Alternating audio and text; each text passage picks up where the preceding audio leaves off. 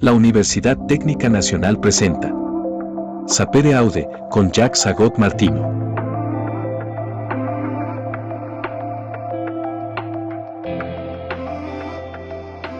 Somos UTN.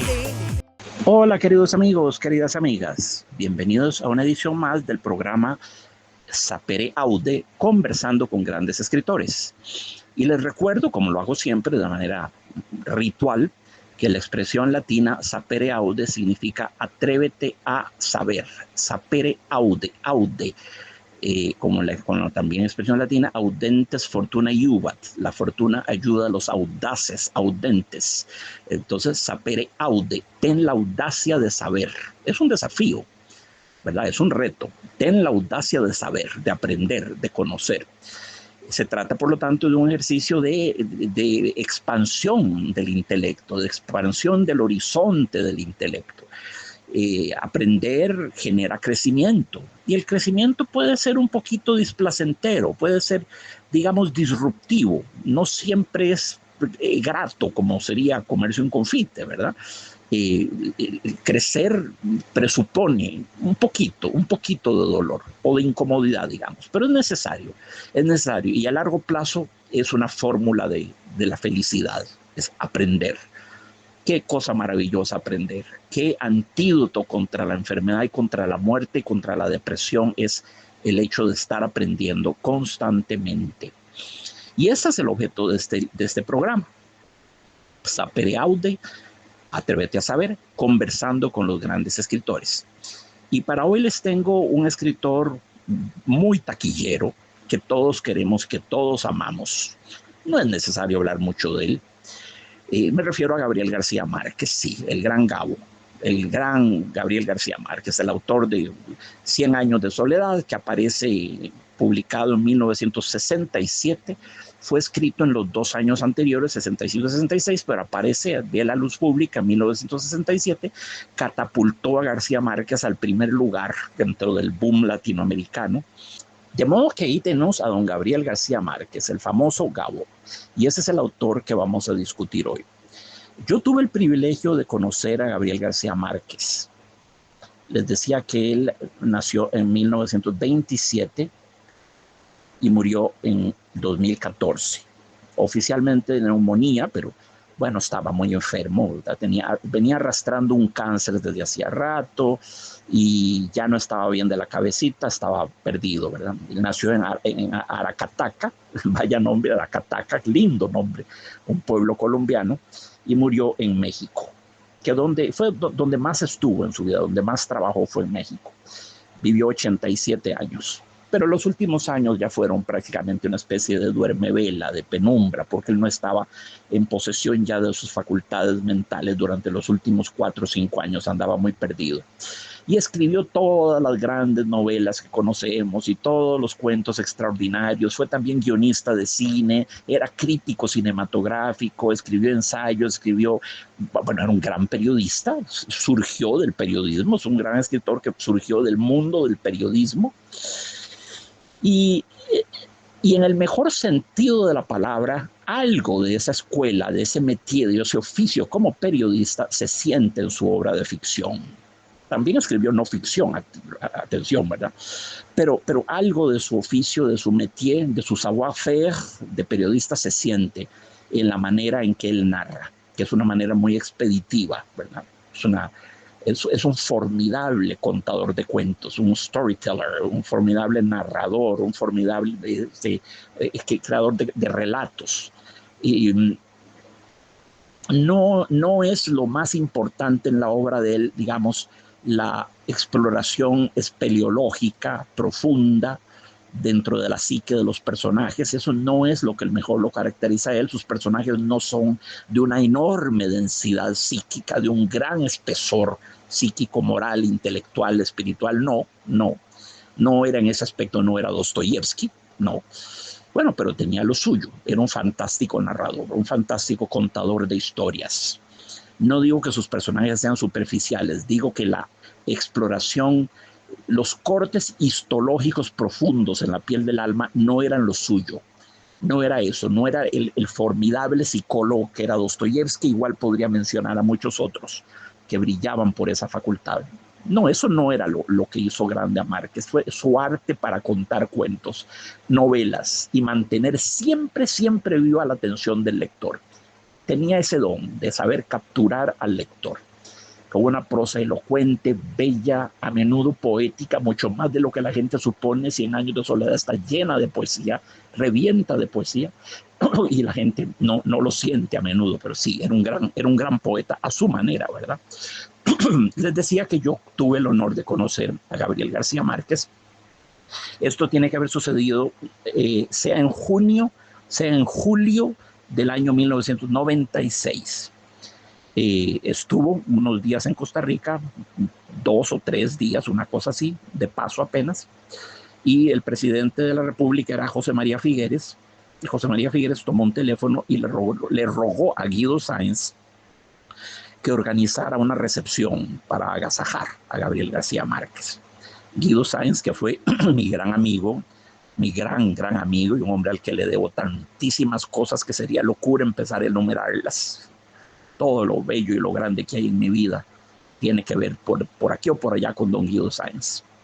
Y Guido Sáenz organizó el evento, una cena de manteles largos con mozos vestidos de punta en blanco y todo tipo de comidas y todo maravilloso. Y un sábado, repito, no recuerdo ya si es finales de junio o comienzos de julio, un sábado en la mañana me despierta Guido Sáenz a las 7 de la mañana y me dice: Jack, te necesito hoy en la noche en mi casa para que toques para Gabriel García Márquez. Yo me quedé estupefacto, me quedé anonadado. Yo estaba de vacaciones, venía de una gira de conciertos en Los Ángeles, por cierto, y estaba fatigado, estaba cansado y no estaba en forma porque tenía varios días de no practicar. Entonces no estallé así en delirio y en felicidad y en euforia, no realmente, ¿verdad? Lo cual Guido notó, por supuesto, pero me conocía perfectamente. Y bromeando me dice: ¿qué? ¿Me vas a decir que no? ¿Te vas a atrever a decirme que no? Decímelo, quiero oírte decir: no, don Guido, no voy a ir a tocar para Gabriel García Márquez hoy en la noche en la casa de Guido Sáenz. Decímelo. Por supuesto no se lo dije, acepté y fui ese sábado en la noche a la casa, a la maravillosa mansión de don Guido Sáenz allá en San Rafael de Escazú, una de las casas más lindas de San José. Atención, no estoy hablando de ostentación. Casas las hay que son más fastuosas, más aparatosas, más ostentosas, ¿verdad? No, esta no lo era. Era una casa sencilla, pero de cuánta belleza y de qué buen gusto. Es obra de don Guido y de su esposa Daisy. Y ahí se hizo la reunión. Yo llegué, tal vez serían las 7 de la noche, a la casa de don Guido. Ahí estaba ya Gabriel García Márquez. Recuerdo que Guido había invitado ya les voy a decir, había invitado a don Beto Cañas, estaba Daniel Gallegos, estaba Joaquín Gutiérrez, esos 3 grandes, estaba Samuel Robinsky, esos 4 titanes de la literatura nacional, estaba Neistarú, que ciertamente no les va a la saga en nada, en talento, en genialidad. Estaba, por supuesto, el presidente Figueres y su esposa, había alguna gente del gabinete, no me acuerdo quiénes, no faltaría algún que otro bombeta, porque por supuesto estas cosas siempre se prestan para la eclosión de ese tipo de personajes. Y estaba yo, estaba don Julio Rodríguez también, mi querido y gran amigo y maestro Julio Rodríguez, que el autor de la columna En Vela en La Nación, también fue columnista de la República durante muchos años, abogado y hombre cultísimo por demás, don Julio Rodríguez. Ahí estaba don Julio. Llegué yo, toqué algunas piezas, hay que haber tocado tal vez media hora de piano, hablando sobre la música que tocaba, en el piano de Guido, un piano de cola, una sala muy linda, y estaba don Gabriel García Márquez. Y sucedió esto que se los voy a contar sin ningún interés de jactarme de nada. Tan pronto terminé la última pieza, don Gabriel se puso de pie y atravesó a paso rápido todo el salón y se llegó a sentar al lado mío en la banqueta del piano. Y con una expresión de niño curioso, de niño lleno de apetito de saber y de conocimiento, empezó a preguntarme todo sobre el piano. Ay, yo no puedo dejar de esta oportunidad para enterarme cómo es que funciona un piano. Entonces déjame ver, vos apretás esta tecla y esta tecla levanta un martillo. Así es, sí, levanta un martillo, pero el mecanismo del engranaje es muy, muy, muy complejo. El martillo percute la cuerda desde abajo, genera un sonido. Estas telitas son los apagadores. Si yo acciono este pedal derecho, las telitas se desprenden de las cuerdas y estas quedan libres para resonar. Pero si yo suelto el pedal, las telitas vuelven a caer, los fieltros vuelven a caer sobre las cuerdas y las apagan, las matan. Ya no vibra más. Entonces, para eso sirve el pedal de y este de la izquierda es el pedal que se usa para efectos pianísimo y se produce así y así, y esta es la caja de resonancia, y estas son las clavijas, y esto es esto, y esto es el otro. Y él me preguntaba y yo le contestaba, y estuvimos así enfrascados hablando sobre el piano para perplejidad de todo el mundo, donde por lo menos media hora estuvo él conmigo. Fue una noche muy linda, por supuesto, de las noches mágicas de mi vida. Hubo gente esa noche que se puso envidiosa, incluso se puso celosa, porque tenían la intención de capturar y monopolizar a don Gabriel García Márquez, y resulta que Gabo realmente, la impresión que me dio, para ser muy honesto, era la de un hombre tan cansado de responder a las mismas preguntas en todo lado al que iba, que se escapó, ¿verdad? Y para venir a mi piano y no tener que responder a las mismas preguntas. Don Gabriel García Márquez, usted es comunista. Don Gabriel García Márquez, ¿qué piensa usted de Fidel Castro? Don Gabriel García Márquez, su obra es autobiográfica. Pues por supuesto que todo lo que uno hace es autobiográfico, por supuesto, de manera directa o indirecta, de manera quizás muy cifrada, muy codificada, pero la vida de un escritor está siempre proyectada en su obra, de manera, ya lo dije, directa o a veces de manera indirecta. A veces el autor se desretrata presentando personajes que son todo lo que él no es, pero ese también es una forma de revelarse.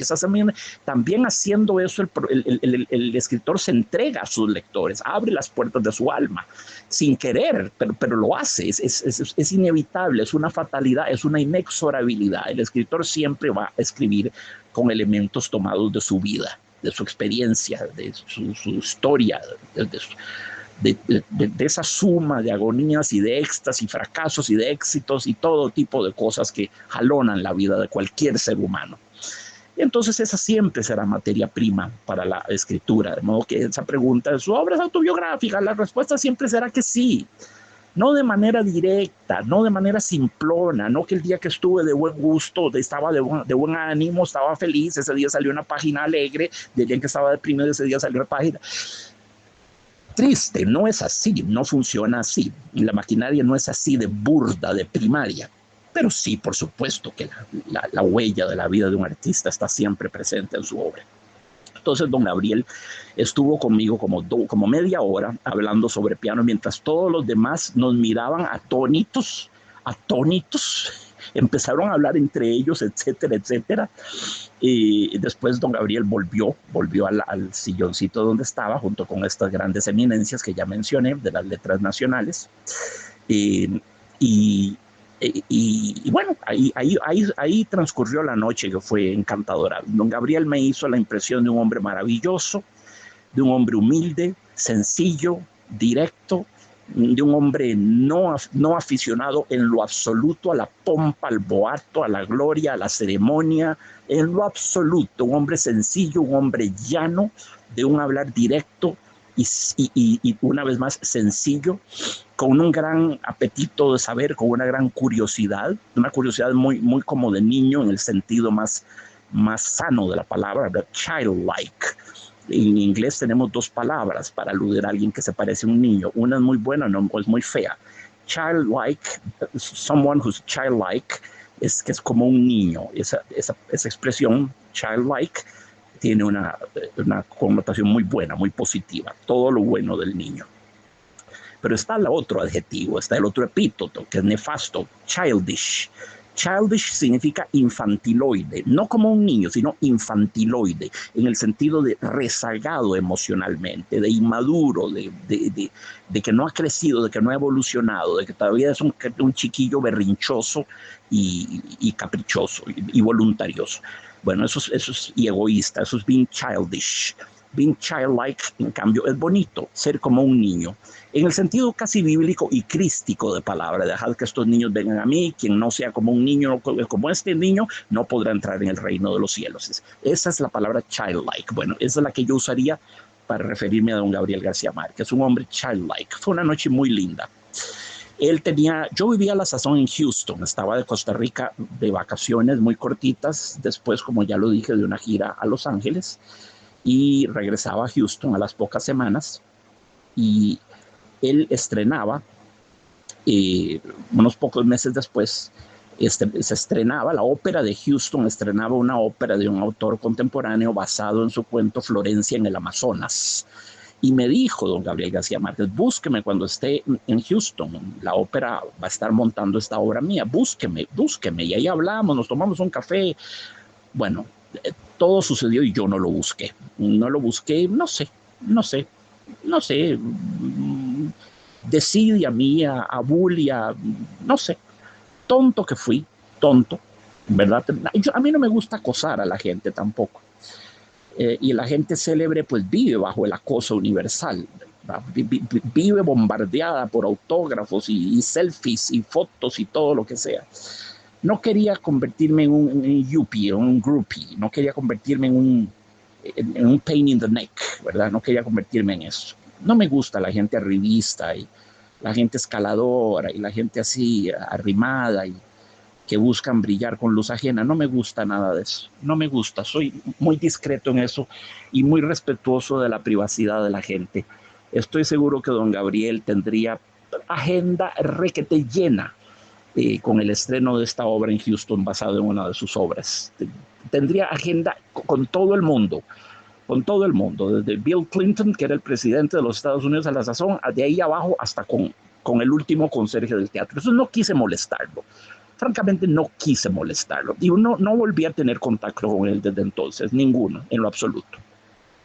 Así que esa es la experiencia que tengo de don Gabriel García Márquez. Era de noche, empero estaba vestido con uno de sus saquitos blancos que usaba, un saquito blanco más propio como para la mañana o la tarde, más o menos el mismo atuendo blanco muy tropical que usó para recibir el premio Nobel, que lo obtuvo en 1982. La Academia de Suecia, la Academia Sueca, le concedió el premio Nobel y sobradamente lo merecía. Se lo podían haber dado mucho tiempo antes, de hecho. Fue premio Nobel y ya Latinoamérica había tenido premios Nobel, sí, por supuesto. Gabriela Mistral, la gran poeta chilena, fue la primera. Pablo Neruda, gran poeta chileno, fue el segundo. Salvador Madariaga fue entre Gabriela Mistral y Pablo Neruda. Salvador fue el segundo. Y luego vino Pablo Neruda, después vino Gabriel García Márquez, después vino Octavio Paz, después vino Vargas Llosa, y esos son los premios Nobel latinoamericanos que tenemos, repito, en orden histórico: Gabriela Mistral, Salvador Madariaga, Pablo Neruda, Gabriel García Márquez, Octavio Paz y Mario Vargas Llosa. Por lo tanto, ahí tenemos una buena representación de lo que es el inmenso filón de talento, de genio literario y poético que ha tenido Latinoamérica, un país fecundo en talentos de primerísima línea. Cielo santo, cuántos. Entonces, bueno, esa es mi experiencia personal con don Gabriel García Márquez. Era importante que se las contara porque es parte de mis vivencias. Estoy hablando, por lo tanto, de un autor al que conozco, de un autor que tuve el privilegio de compartir media hora muy intensa hablando sobre pianos, sobre la mecánica del piano. Impresionante. Le veo la carita, le veo los ojos deslumbrados, le veo la expresión. Y esto tocaba, y esto para qué sirve, y esto para qué sirve, y esto, y qué pasa si apretas este pedal, y qué pasa si apretas el del medio, y qué pasa. Era una voluntad de saber, era una curiosidad, una vez más childlike, la mejor aspecto, la mejor faceta del niño. Hombre extraordinario. Era un gigante, humanamente era un gigante, era un hombre adorable. Qué privilegio el mío haberlo conocido, qué gran privilegio.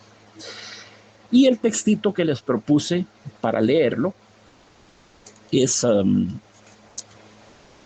mini cuento, es una microficción.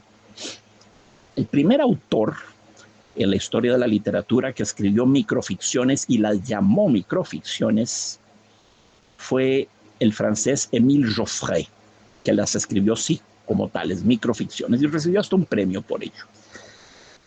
Pero muy pronto después de él, nuestra gran escritora de origen chileno, costarricense, Miriam Bustos, otra gran amiga mía, otra gran, una de las personas que más quiero yo en el mundo, mi mamá literaria, gran cuentista, Miriam Bustos. ¿Qué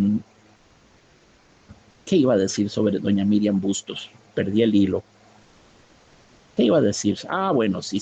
Miriam Bustos cultivó montones de cuentos diminutos, de píldoras narrativas, de cápsulas, de comprimidos narrativos en los que ella llamaba microficciones, microcuentos, microcuentas, en fin, todo.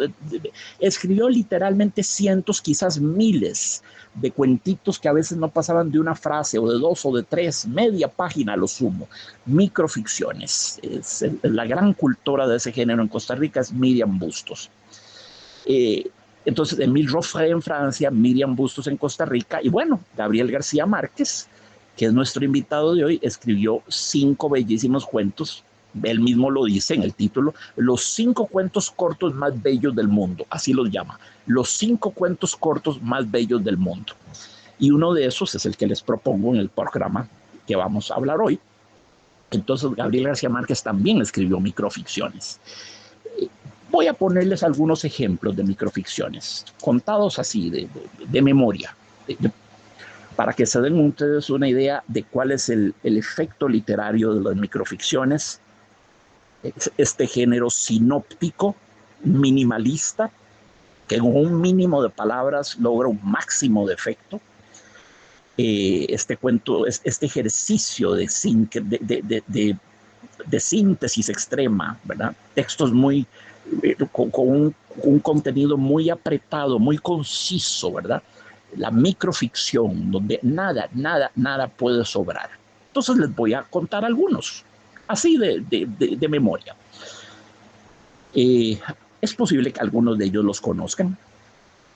Comienza por un microrelato de Jean Cocteau, el gran escritor francés, nacido en 1889, muerto en 1963. Jean Cocteau, que no solo era cuentista, era novelista, dramaturgo, poeta, actor, director de cine, guionista, vestuarista, escenógrafo, ceramista, pintor, dibujante, pianista, vitralista, restaurador de viejas parroquias e iglesias antiguas, decorador de interiores. ¿Quién no fue Jean Cocteau?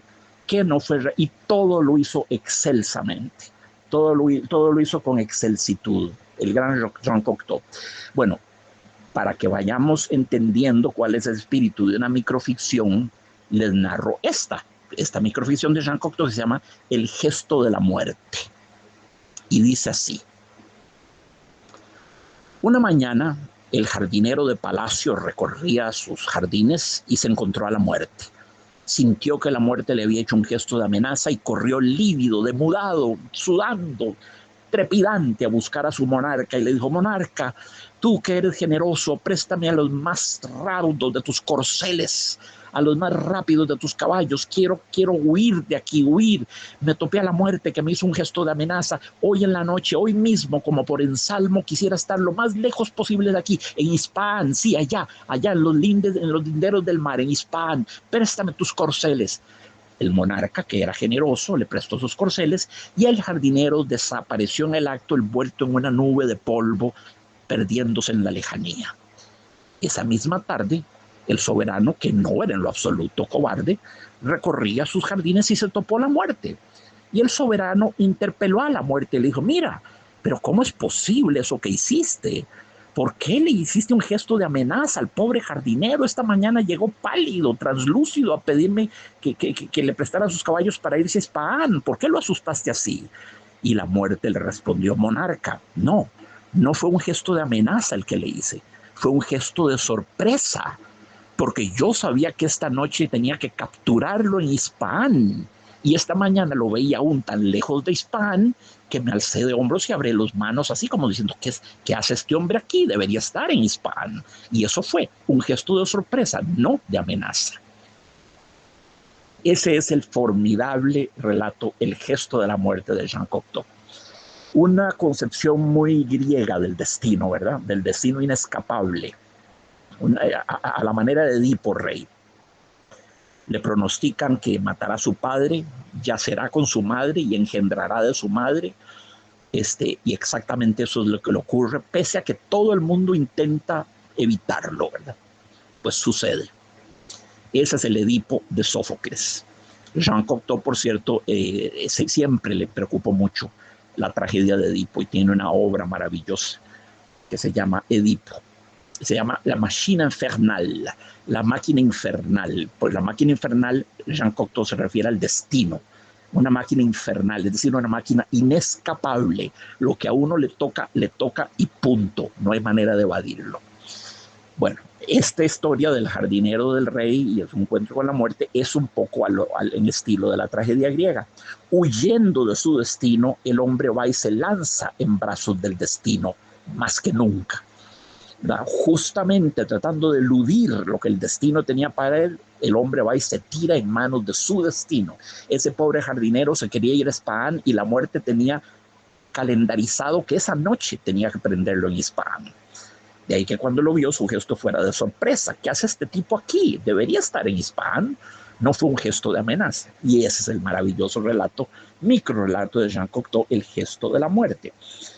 Les propongo otro, mucho más breve, microrelato.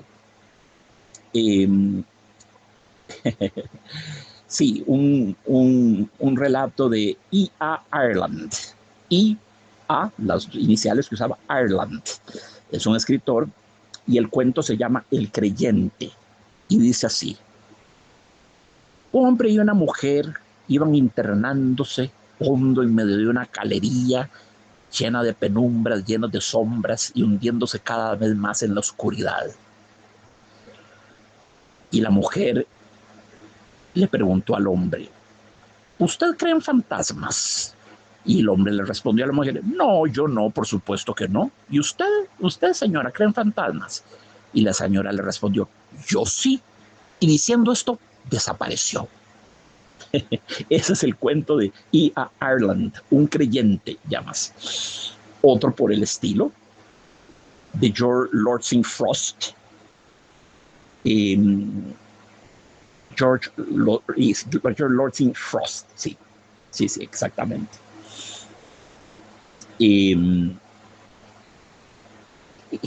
Muy bien, el cuentito de Frost, nuevamente tiene que ver con lo sobrenatural, dice esto: un hombre y una mujer entraron en una enorme catacumba.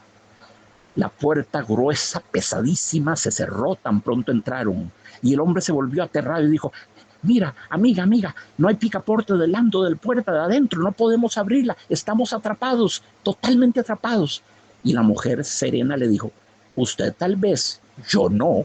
Y diciendo esto, atravesó la puerta. Ahí tienen otro microrelato de George Lortzing Frost. Magnífico cuento, magnífico. Muy bien,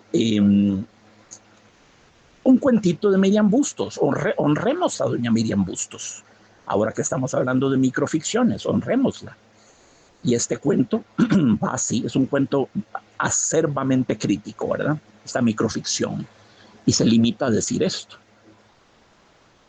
el anciano había sido llevado al asilo, al manicomio, porque a sus 85 años persistía en despertarse a medianoche y hacerle alguna caricia erótica a su esposa, también de 85 años.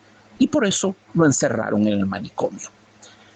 Esa es la microficción de Miriam Bustos. Cuán amargo, cuán cruel y qué profundamente cierto. Nosotros tenemos en general grandes dificultades para entender dos cosas. Uno, la sexualidad de los niños. Dos, la sexualidad de los ancianos. Quisiéramos pensar que en la ancianidad no hay sexualidad, no hay erotismo, nada podría ser más falso, nada podría ser más falso. Los ancianos se aman físicamente, por supuesto que sí. Bueno, posiblemente no hagan de la manera más acrobática del mundo, por si no serán quizás artistas del trapecio, ¿verdad? O de la cuerda floja. Pero hay mil maneras de amarse. En este caso, el viejito de 85 años le hacía caricias amorosas a su esposa de 85 años y por eso se lo llevaron y lo metieron en un asilo, porque Dios libre, ¿cómo es posible? Un viejecito, no, debería estar rezando el rosario o tejiendo suéteres o haciendo canastas en una mecedora a la orilla del fuego, ¿cómo se le ocurre estar tocando a su esposa? Bueno, esa es la horrible, nefasta, injustísima ¿verdad? Noción que tenemos de la ancianidad como un periodo de absoluta muerte de todo impulso erótico, de todo cariño, de toda reciprocidad en el cariño. Con seguridad la viejita le reciprocaba las caricias eróticas del viejito, pero no, lo agarraron y lo metieron en un asilo. Un viejo depravado, degenerado, perverso y salaz. Si eso lo hubieran hecho cuando tenían 25 años, no habría habido ningún problema. Entonces, tenemos una gran dificultad en reconocer la sexualidad de nuestros padres, de nuestros abuelos.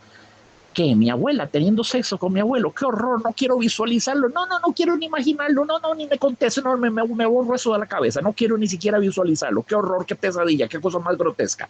Bueno, no es nada de eso. No es ni una pesadilla, ni es una causa grotesca, ni es nada que sea asqueroso. Es la naturaleza y ese es el amor. Ese es el amor, no se apaga ni a los 138 años, ahí está. Se manifiesta de maneras diferentes, los lenguajes comienzan a ser diferentes, más sutiles, más depurados, más minimalistas, pero están ahí, ¿verdad? La pulsión erótica, que es pulsión de vida y es perfectamente saludable, ahí está. La otra gran dificultad que tenemos es admitir la sexualidad de los niños. El bebé recién nacido que empieza a jugar con sus piecitos, alza sus piecitos y se los toca y juega con ellos en la cunita y se divierte y va explorando su propio cuerpo y descubre las partes de su cuerpo y descubre las partes que son erógenas con las cuales se estimula a sí mismo. Ese bebé, el varoncito, ¿verdad? Que ya en su condición fetal es capaz de erecciones, eso se ve. En incontables fotos se ven fetos que ya son capaces de erecciones. El bebé que es capaz de erecciones, porque está programado para ello, ¿verdad? Viene programado por natura para ello. O bien cuando los hijos crecen y ya son tempranos adolescentes y empiezan a tener intereses eróticos, intereses sentimentales. Los padres no entienden, se traumatizan, se horrorizan, creen que hay que mandar al exorcista para que los exorcice de aquellos espíritus del mal, de aquellos demontres, de aquellos Mefistófeles que se han poseído de ellos, que traigan al padre Karras, que traigan al padre Merrin, los del exorcista. The power of the Lord compels you. The power of the Lord compels you. Poco menos, ¿verdad? Entonces, ¿qué va a hacer la mamá cuando vea que su chiquito en la cunita se toca el pipí? Va a traer un exorcista que le eche agua bendita y el chiquito le va a dar vueltas la cabeza hacia alrededor del cuello, como la chiquilla de la película, de la magnífica película de William Friedkin de 1973, The Exorcist, el original, la primera, las otras son basura. Esa es una gran película. Bueno, vamos a caer en esa ridiculez. Traemos al Santo Oficio de la Sagrada Inquisición para que le haga un autodafé al bebé o al feto o a los jóvenes que por primera vez se besan o se tocan las manos. Esas experiencias eróticas son iniciáticas, que son en la iniciación, en el ars amandi, en el arte de amar. ¿Qué vamos a hacer? Exorcizarlos, los quemamos en una pira, ¿verdad? Por el amor de Dios, cuando Sigmund Freud, allá en la segunda década del siglo XX, empezó a publicar sus escritos en los cuales exploraba la sexualidad de los niños, e incluso llegó a decir esto que generó tremendo escándalo, dijo, el niño es perverso de manera polimorfa. Repito, el niño es perverso de manera polimorfa, es decir, que es perverso de muchas maneras, de maneras múltiples. Cuando empieza Freud a explorar la sexualidad de los niños, es que ahora nos parece muy natural, pero amigos, en la Viena pacata, santiguadora, hipercatólica, porque Austria era católica, ¿verdad? Alemania era protestante, pero Austria es católica, siempre lo fue. El protestantismo tuvo mínimo impacto en Austria. Entonces, claro, en esa Austria católica, tartufesca, recoleta, hipócrita, represiva, victoriana, ¿verdad? A decir que el niño fuera un animalito sexuado, capaz de concupiscencia, de deseo sexual, de apetencias, una criatura voluptuosa, era demonizar a los niños, era satanizarlos. Las buenas familias burguesas se horrorizaron contra Freud, tanto fue así que se tuvo que ir de Viena, porque lo iban a quemar. Nadie quería aceptar que los niños fueran criaturas sexuadas. Estamos hablando, repito, segunda y tercera décadas del siglo XX, de 1910 a 1930, que fue cuando Freud empezó a explorar eso. Bueno, hoy sabemos que sí, los niños son criaturas sexuadas, hemos evolucionado, alguito hemos aprendido en todos estos 100 años desde entonces, pero caramba, qué dificultad tenemos en general los adultos para aceptar esas dos formas de la sexualidad extrema, la sexualidad incipiente, la alborada, el amanecer de las pulsiones sexuales del niño, y luego la sexualidad, llamémosla crepuscular, del ocaso, de la puesta del sol, la sexualidad de los ancianos o de los papás, aunque no sean ancianos. Los papás no quieren saber nada de la sexualidad de sus hijos y los hijos no quieren saber nada de la sexualidad de sus papás. Es un tema peor que tabú, es un tema que sume en el terror a todo el mundo y nadie quiere hablar de ello. Justamente urge hablar de aquellas cosas de las que nadie quiere hablar, precisamente porque nadie quiere hablarlas. Entonces hay algún problema con eso, ¿verdad? Entonces, bueno, eso se los menciono a propósito de este cuento maravilloso, de esta microficción de Miriam Bustos, ¿verdad? Del viejito metido en el asilo porque a sus 85 años se despertaba en la mitad de la noche y le prodigaba caricias sexuales a su esposa, también de 85 años. Dios libre, había que encerrarlo, era un psicópata, era un sátiro, era una cosa, no. Vean todo el jugo que se le puede sacar a estas microficciones. De los propios estos 5 cuentos, los 5 cuentos cortos más bellos del mundo, como los llama Gabriel García Márquez, les cuento otro, igual de memoria. El niño que había perdido a su madre entre la muchedumbre de una feria se acercó a un policía y le dijo: señor, ¿no ha visto una mamá no ha visto por ahí a una mamá sin un niño como yo?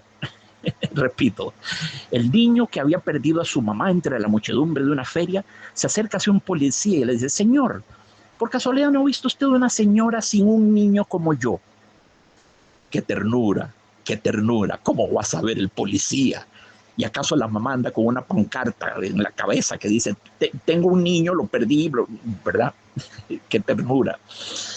Tiene otro cuento también de estas microficciones, cuentos cortos de Gabriel García Márquez, se los voy a contar. Este cuento es quizás lo más atroz que yo he leído en mi vida. Es quizás lo más atroz. Este cuento me haunted, il m'a hanté, como dicen los franceses. Me ha obsesionado, me costaba sacármelo de la cabeza. Cuánto dolor encierra esta microficción. Dice: Mary Jo, una niña, fue internada en un hospital, Mayo Clinic, para que le extrajeran los 2 ojos que tenía cáncer. Un retinobastoma, es decir, cáncer de la retina en ambos ojos, y tuvieron que extraerle ambos ojos. Y la niña, un día después de la operación, llamaba a la mamá y preguntaba desesperada: mamá, ¿por qué no puedo despertarme? ¿Por qué no logro despertarme, mamá? Y ese es el cuento de Gabriel García Márquez. Díganme si no es estremecedor. Díganme si no es la cosa más cruel, más terrible, más cruda. ¿Cómo puede ser la vida tan atroz, tan terrible? ¿Qué clase de suplicio? Pobre niña, descubriéndose incapaz de despertarse. Bueno, y luego queda todo lo que el lector debe procesar, ver hacia futuro la imagen. Esa niña tendrá que entender que no va a despertarse ya nunca. que esas tinieblas van a ser su residencia inexorable por el resto de su vida, que tiene que aprender a caminar con un bastoncito y con un perro de lazarillo y aprender a leer en braille y no va a poder ver las fábulas en la televisión ni los dibujos animados de Walt Disney ni nada de nada. Nada, no va a haber nada de eso. Y pensar hacia adelante, ¿verdad? Bueno, le tuvieron que sacar los ojitos porque tenía un bastón, es decir, como el cerebro es un glioblastoma, un tumor difuso del cerebro de prognosis mortal, ¿verdad? Generalmente la gente lo que le dan es 1 año de vida cuando tiene ese tipo de problemas. Bueno, tenía un retinoblastoma, es decir, un cáncer en ambas retinas de ambos ojos, tuvieron que extraérselos. Y es tremenda la historia. Es asfixiante si se ponen a verlo, ¿verdad? La desesperación de tratar uno de despertar y no poder despertar hasta que se entera de que ya no tiene ojitos, ¿verdad? Bueno, esa es una de las microficciones de Gabriel García Márquez. Perdonen, yo sé que estos cuentos son muy potentes. Eso es lo propio de la microficción, ser muy llegadera, muy potente, ¿verdad? Sacudirnos, el máximo efecto con un mínimo de recursos, con un mínimo de palabras. Ahí les conté algunos microficciones y ahora vamos a analizar más en detalle la microficción concreta que les propuse y que está incluida en el programita aquí en la pantalla azulita, la microficción de Gabriel García Márquez, que quiero que esa sí nos detengamos a verla con un poquito más de minucia. Y ahora, queridos amigos, voy a leer el cuentito, la microficción, el microrelato que tienen ustedes en el programa, en la portadita azul del programa. Lo voy a leer 2 veces. No tiene título. Es parte de esos 5 cuentos que tienen por título genérico los 5 cuentos cortos más bellos del mundo. Y ese es el número 4. Dice así. 2 exploradores lograron refugiarse en una cabaña abandonada después de haber vivido 3 angustiosos días extraviados en la nieve. Al cabo de otros 3 días, uno de ellos murió. El sobreviviente excavó una fosa en la nieve a unos 100 metros de la cabaña y sepultó el cadáver. Al día siguiente, sin embargo, al despertar de su primer sueño apacible, lo encontró otra vez dentro de la casa, muerto y petrificado por el hielo, pero sentado como un visitante formal frente a su cama. Lo sepultó de nuevo, tal vez en una tumba más distante, pero al despertar al día siguiente volvió a encontrarlo sentado frente a su cama. Entonces perdió la razón. Por el diario que había llevado hasta entonces se pudo conocer la verdad de su historia. Entre las muchas explicaciones que trataron de darse al enigma, una parecía ser la más verosímil. El sobreviviente se había sentido tan afectado por su soledad que él mismo desenterraba dormido el cadáver que enterraba despierto. Maravilloso texto, maravilloso texto. Lo leo una vez más. 2 exploradores lograron refugiarse en una cabaña abandonada después de haber vivido 3 angustiosos días extraviados en la nieve. Al cabo de otros 3 días, uno de ellos murió. El sobreviviente excavó una fosa en la nieve a unos 100 metros de la cabaña y sepultó el cadáver. Al día siguiente, sin embargo, al despertar de su primer sueño apacible, lo encontró otra vez dentro de la casa, muerto y petrificado por el hielo, pero sentado como un visitante formal frente a su cama. Lo sepultó de nuevo, tal vez en una tumba más distante, pero al despertar al día siguiente volvió a encontrarlo sentado frente a su cama. Entonces perdió la razón. Por el diario que había llevado hasta entonces, se pudo conocer la verdad de su historia. Entre las muchas explicaciones que trataron de darse al enigma, una parecía ser la más verosímil. El sobreviviente se había sentido tan afectado por su soledad que él mismo desenterraba dormido el cadáver que enterraba despierto. Bueno, es este magnífico cuento, mini cuento de Gabriel García Márquez, que es un cuento de terror, sí, en cierto modo. Siento que es más un cuento humorístico que de terror, o para ser más exactos, un cuento de humor negro. Sí, el humor negro, el más valioso de todos, el que nos permite sobrevivir a los momentos más dramáticos, más trágicos de nuestras vidas. Una pincelada de humor negro, cómo nos alivia el alma, cómo nos saca del patos, del dolor, cómo nos distancia del tormento, momentáneamente siquiera. Es un bálsamo, es un anestésico del alma, el humor negro. Humor Sí, humor, digamos, incorrecto, políticamente incorrecto. El humor negro por principio ríe justamente de aquello de lo que no hay que reír, la muerte, entre otras cosas. Pero bueno, el hecho de que podamos reír de cosas tan terribles prueba que en cierto modo tenemos armas contra ellas, contra ese hecho terrible. Tenemos armas, tenemos instrumentos que podemos usar. La primera de las armas es la que nos posibilita el humor, es decir, la capacidad para tomar distancia con respecto al dolor y verlo de lejos, como si le estuviera sucediendo a otra persona o como si estuviéramos viendo una película. Entonces, ya yo no soy mi dolor. El dolor es parte mía, pero ya yo no soy mi dolor. No me identifico completamente con mi dolor. La esencia de mi vida no es mi dolor, puesto que puedo verla afuera, proyectada en una pantalla, representada por un personajillo que se llama Jack Zagot.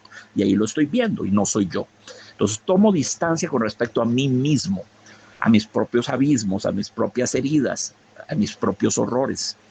En este libro, en este cuentito de Gabriel García Márquez, hay muchísimo humor negro. Es una pieza maestra en el arte del humor negro. Ahora bien, hay, según yo, dos posibles lecturas, sin duda hay más, pero que las primeras que se me vienen a la mente, las dos posibles lecturas o interpretaciones de este texto. Una de ellas es la interpretación sobrenatural, según la cual el cuento sería un relato fantástico y podría serlo. La otra es la interpretación psicologista. La interpretación sobrenatural pretendería que el muerto sale del fondo de su tumba, especie de fantasma ubicuo, inescapable, y se mete de nuevo bajo la cabaña donde estaba su compañero para hacerle compañía desde la muerte, reaparece, es un aparecido, es un espectro, es un fantasma, está muerto pero está vivo pero está muerto, está ausente en la presencia, está presente en la ausencia, es lo propio de todo fantasma, estar in between, de lo que Jacques Derrida llamaba un indécidable, un fantasma, ¿está vivo o está muerto? Bueno, pues está muerto puesto que es un fantasma, pero está vivo puesto que actúe e incide sobre mi vida y la determina y me asusta y todo lo que un fantasma es capaz de hacer, ¿no? Entonces está vivo y está muerto al mismo tiempo. Esto genera un cortocircuito tremendo en la lógica formal, en el primer principio de la lógica formal, que es el principio de no contradicción. Si yo digo que una persona está muerta y está viva al mismo tiempo, una de las dos proposiciones, por lo menos una, tiene que ser falsa. Tal vez las dos sean falsas, no hay persona del todo, ¿verdad? Pero por lo menos una es falsa. Si yo digo Jack Zagot está vivo pero está muerto, una de ellas tiene que ser falsa. Por dicha, al día de hoy podemos decir que la que es falsa es que Jack Zagot está muerto. Porque aquí me estoy pellizcando y siento que todavía hay reacción de mi sistema nervioso. Mis signos vitales, aunque reducidos al mínimo, pero aún funcionan. Todavía dimano cierto calor. Estoy usando el humor negro, como pueden ver.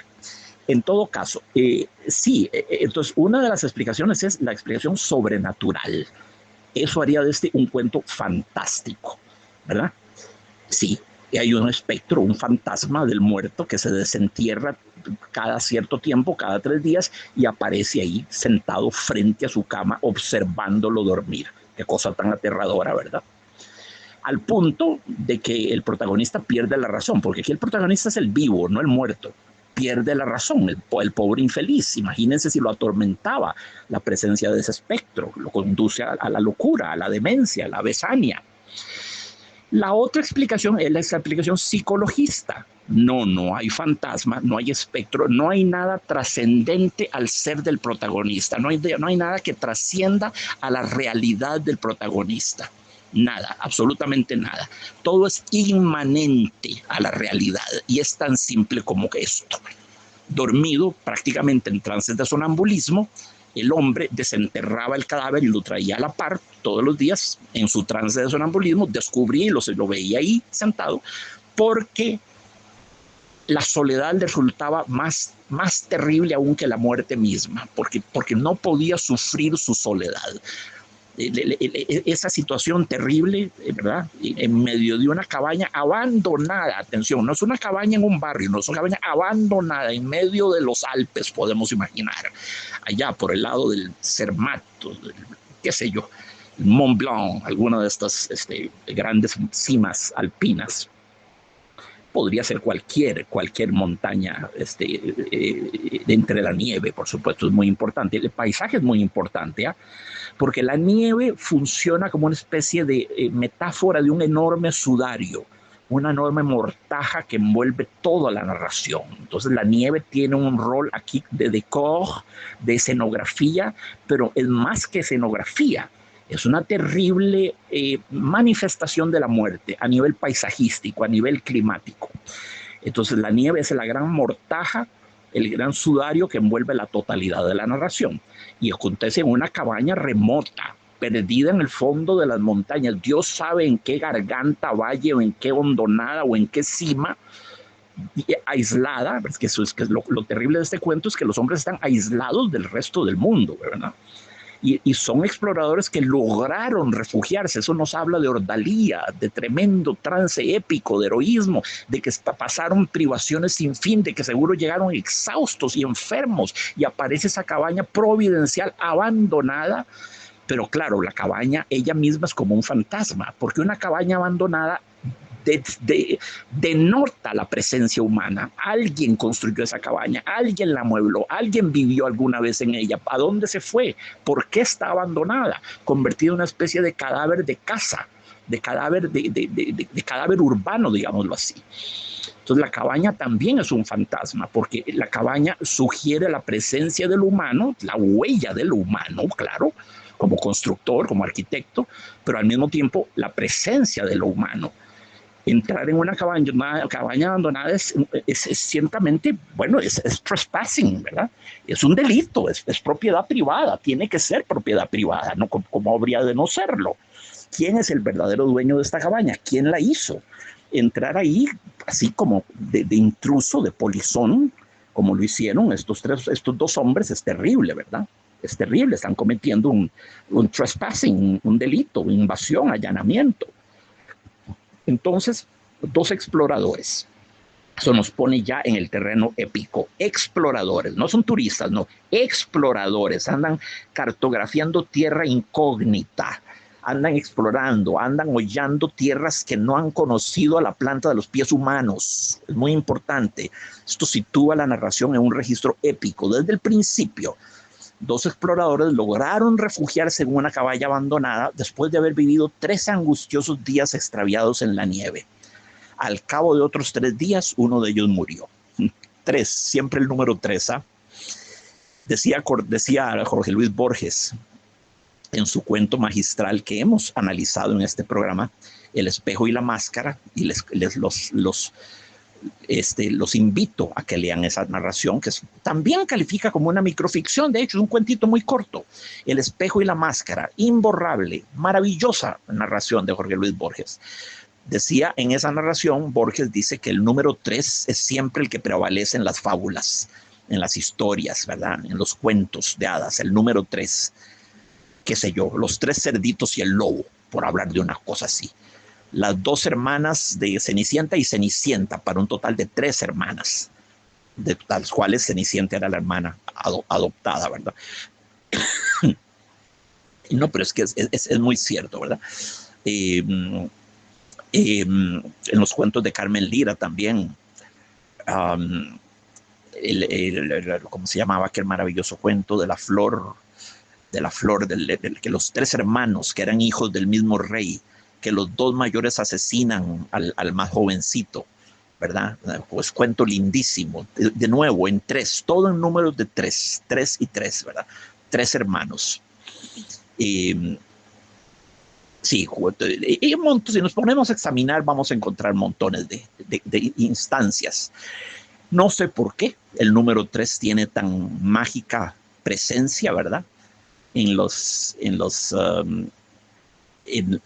cuentos mágicos, en los cuentos de hadas, en los cuentos fantásticos. Atención, no todo cuento fantástico es cuento de hadas, y no todo cuento de hadas es cuento fantástico. A ver, hay una diferencia, ¿verdad? Yo diría que un cuento de hadas es necesariamente un cuento fantástico, porque las hadas no existen, pero no todo cuento fantástico es necesariamente un cuento de hadas. Un cuento de hadas tiene que tener, sí, hadas, gnomos, gigantes, dragones, ogros, princesas, príncipes, pegasos, en fin, todo lo propio al cuento de hadas. El cuento de hadas es un subtipo del cuento fantástico. Repito, todo cuento de hadas es necesariamente cuento fantástico, pero no todo cuento fantástico es cuento de hadas. Este es un cuento que, una vez más, podría ser fantástico o no. Depende de cuál interpretación le demos, si la sobrenatural o la psicologista, ¿verdad? Muy bien. Al cabo de otros 3 días, uno de ellos murió. El sobreviviente excavó una fosa en la nieve a unos 100 metros de la cabaña y sepultó el cadáver. Tremenda labor, ¿verdad? Este cadáver ubicuo, este cadáver que persiste en reaparecer una y otra vez, me recuerda inevitablemente una película de Alfred Hitchcock que se llama The Trouble with Harry. Es una película de los 50. The Trouble with Harry, el problema con Harry. Es una película, sí, es una obra de humor negro. Hitchcock era un gran manipulador del humor negro. Aún en las más aterradoras de sus concepciones hay momentos de humor negro todo el tiempo. Todo el tiempo, es extraordinario. Hitchcock era a su manera un gran humorista, no solo un maestro del suspense, un gran humorista a su peculiar manera. Entonces tiene esta película que se llama The Trouble with Harry, sobre un cadáver que aparece y aparece y aparece y no pueden enterrarlo y no pueden desaparecerlo y está siempre ahí tirado en el jardín de la casa o en el patio de la casa. Caen las hojas de los árboles, caen las frutas, pasa la gente caminando y está el cadáver de Harry que persiste y persiste en aparecer. Sucede que no es una película que a mí me guste, y eso que adoro a Hitchcock, pero no puedo decir que se las recomiendo. No se las recomiendo, no. El humor no funciona como humor, en ningún momento siente uno ganas de prorrumpir en carcajadas, tampoco asusta, porque la película no se propone asustarlo a uno, termina siendo una especie de experimento fallido en el arte del humor negro. Es una buena película, caramba, es todo lo que hizo Hitchcock, casi todo, no todo, casi todo es magnífico. De manera que sí, véanla. Pero yo no me siento entusiasmado por esa película, pero sí veo una referencia intertextual muy clara en el cuento de Márquez, una especie de alusión a The Trouble with Harry, esa película de Alfred Hitchcock. Muy bien. Al día siguiente, sin embargo, al despertar de su primer sueño apacible, lo encontró otra vez dentro de la casa, muerto y petrificado por el hielo, pero sentado como un visitante formal frente a su cama. Eso es puro humor. Como un visitante muy formal, muy formalito, muy serio, ¿verdad? Muy serio, muy solemne, el muertito sentado frente a la cama, con un visitante formal, por lo menos era un espectro formal. Podría haber sido informal y pachuco y vulgar, pero no, era un aparecido muy formal. Eso es puro humor, una vez más. Muy divertido que aquí todos los hechos suceden al despertar de un sueño apacible, ¿verdad? Tantas narraciones extraordinarias tienen lugar en ese momento crucial de la vida que es despertar. Qué milagro es despertar, amigos. Qué milagro es despertar. Lo que no podía hacer la chiquita, de verdad, del cuento de Márquez. Mamá, no puedo despertarme. ¿Por qué no puedo despertarme? Les recuerdo, por ejemplo, el comienzo de la Metamorfosis de Franz Kafka. Una mañana, al despertar de un sueño particularmente agitado, Gregorio Samsa se descubrió a sí mismo transformado en un enorme insecto. Vaya comienzo, vaya arranque, vaya gancho para retener al lector. Y en el proceso de la gran novela de Franz Kafka, igual.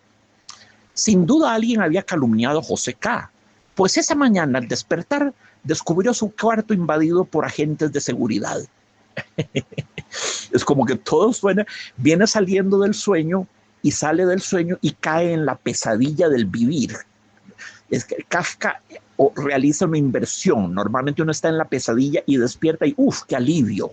¿Verdad? Pero no, en el caso de Kafka, sale de un sueño apacible o agitado, no importa, pero para caer en una realidad más terrible que cualquier pesadilla. Es decir, la salida del sueño y la entrada en la vigilia representa la inauguración de una pesadilla tremenda, inimaginable, y esa es inescapable y no va a despertar. No va a haber un despertar de esta pesadilla que constituye la realidad. A ver, una persona se levanta en la mañana y descubre que su casa está incendiándose, está en medio del fuego. Es despertar para caer en la pesadilla del vivir. Es la vida concebida subespecie pesadilla, bajo forma de pesadilla. La gran pesadilla del vivir. Gregorio Samsa transformado en un enorme insecto, no sabemos de qué tipo, si es una cucaracha, un escarabajo, un cien pies, una mosca, un zancudo, una mantis religiosa, no lo sabemos. Posiblemente puede ser una cucaracha o un escarabajo de algún tipo, porque está el momento en que el papá le tira una manzana que se le incrusta en el caparazón, dice, y se pudre y le genera una gangrena que termina por matarlo a Gregorio Samsa. De manera que tiene que ser un insecto con una superficie, con un caparazón suficientemente grande para encajar el bombardeo de la manzana del papá, ¿verdad? Entonces, bueno, aquí tenemos el mismo recurso poético. Al despertar de un sueño apacible, descubre al muerto petrificado por el hielo, sentadito con Vicente al frente a su cama. Sigo. Lo sepultó de nuevo, tal vez en una tumba más distante, nos dice tal vez, no está seguro. Calcula 100 metros la primera vez, tal vez la segunda fue 120 metros o 150, no mucho, un poco más distante, pero al despertar al día siguiente volvió a encontrarlo frente a su cama. Pero justamente frente a la cama, no es que aparece sentado en el comedor, no, frente a la cama, frente a él, como si lo vigilase, como si lo siguiese, como si lo espiase, como si lo velase durante la noche, velando su sueño, de manera que él despierta para ser iniciado en la terrible pesadilla de que el muerto está ahí, sigue ahí.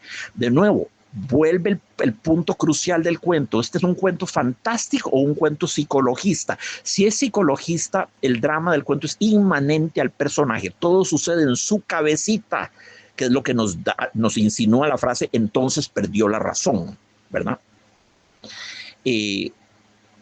La otra opción es que sea un cuento fantástico, sobrenatural, un cuento de fantasmas. Y entonces, en ese caso, el muerto sale por sus propios medios y regresa a la cabaña. ¿Para qué? ¿Para asustar a su compañero? Pues no necesariamente. Tal vez el muerto también padece de la soledad terrible a la que hace alusión el personaje, ¿verdad? Tal vez el muerto se siente también solo, tal vez esos hombres solo se tienen uno al otro. Tal vez la soledad de la muerte es terrible. Acuérdense de Gustavo Adolfo Bécquer, aquella rima maravillosa, quizás la mejor de sus rimas, que solos se quedan los muertos.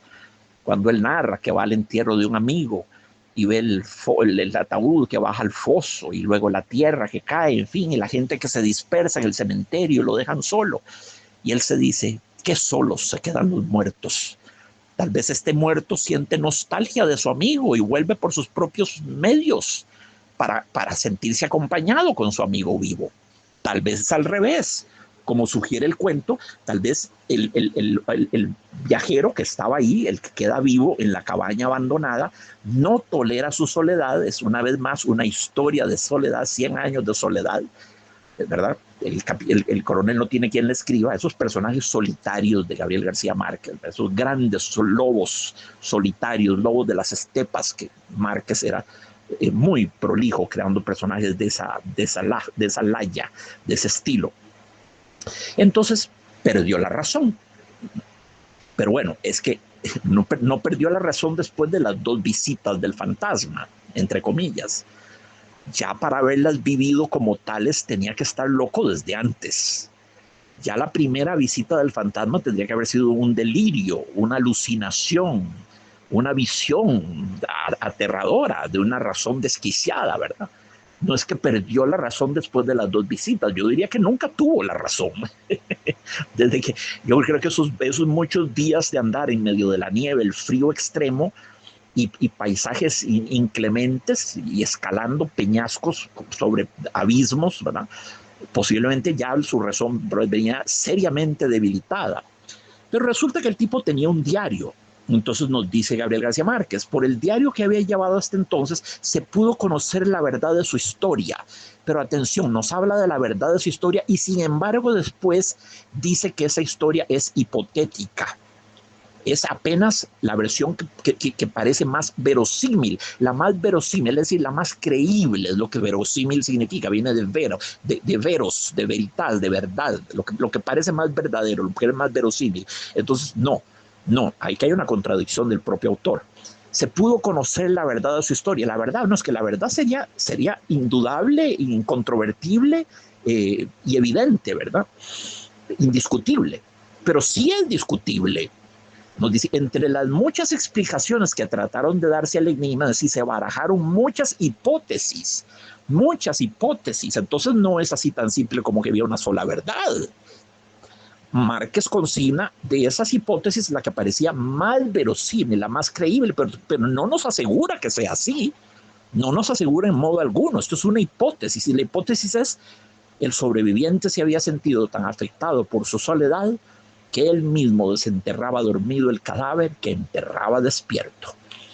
Maravilloso aquí, muy poético la reiteración de sonoridades, ¿verdad?